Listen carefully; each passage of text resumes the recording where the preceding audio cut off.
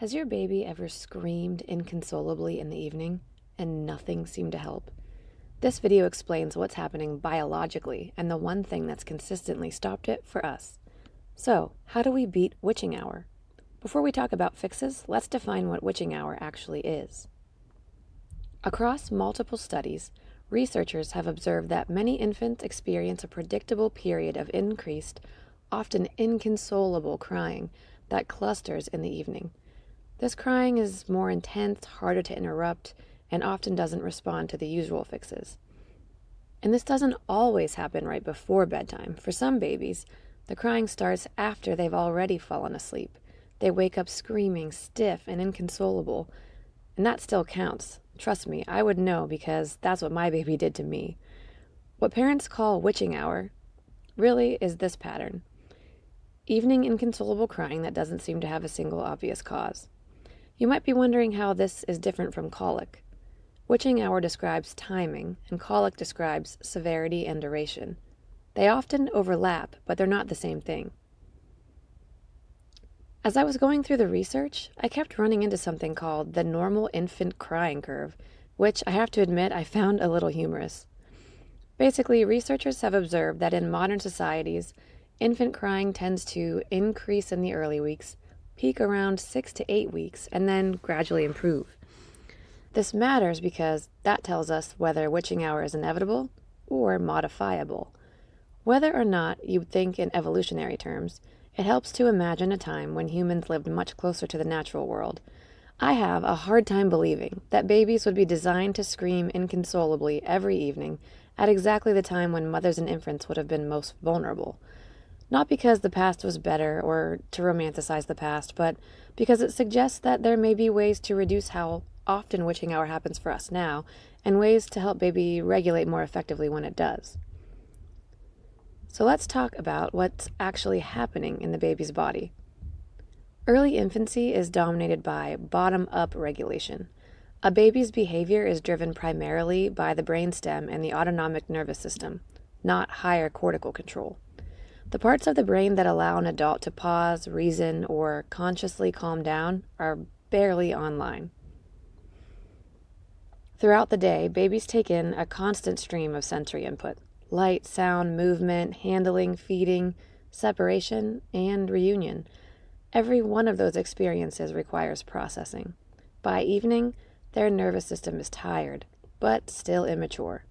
So instead of smoothly transitioning into sleep, some babies tip into over-arousal. This is why evening crying often looks different from other cries. It's louder, more frantic, and far less responsive to feeding or routine comfort measures. Sometimes nothing works because the baby isn't asking for a specific thing. They're asking for a state change. Once a baby is in that kind of state, gentle regulation often isn't strong enough to shift it. You've probably heard of the 5 S's. If not, I do have a video on that you can check out. The 5 S's absolutely work, but they work best before a baby tips fully into dysregulation.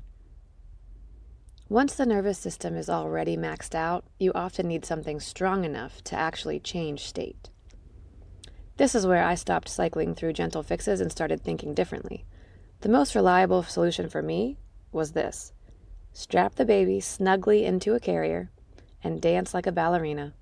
Gentle, semi-graceful leaps and all. Yes, that's what I did, and here's why it works. Humans, like other mammals, have an innate transport response. When a baby is held snugly and moved rhythmically, their nervous system shifts rapidly, heart rate drops, muscle tone softens, and crying decreases.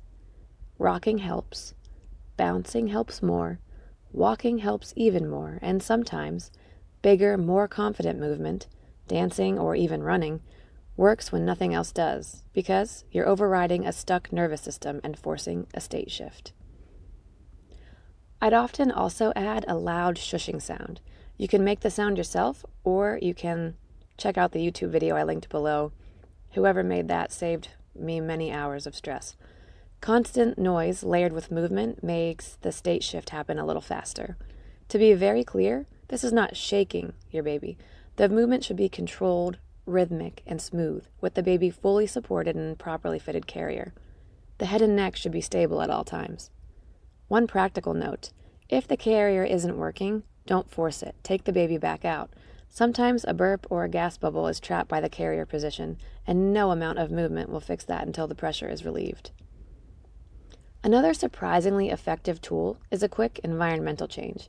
If you're inside, step outside. If you're in one room, try another. If you're in the dark, turn the lights on. Your goal is sensory reorganization. And by the way, you can do this in any season. I spent many nights dancing on the back porch, and my baby was born in the winter. Finally, sometimes this isn't witching hour at all. Sometimes it's just gas, and no amount of nervous system theory can outdance a trapped fart. This is where my final trick comes in. What I did was put the baby in the elimination communication hold and wait to see if the gas passed. This saved me more than a few times, and it's actually how I accidentally taught my newborn to poop on the potty. If you want more on that, I have a separate video. So, witching hour crying is biological. There are strategies of care that can reduce how often it happens, but it's probably still going to happen sometimes. You have to leave the house. You might have visitors staying with you. Sometimes your toddler melts down right when the baby needs a nap. Now you understand what's actually happening at witching hour and how to help your baby shift out of dysregulation when it does. I'd love to hear if any of these tips worked for you. So let me know in the comments or go ahead and email me.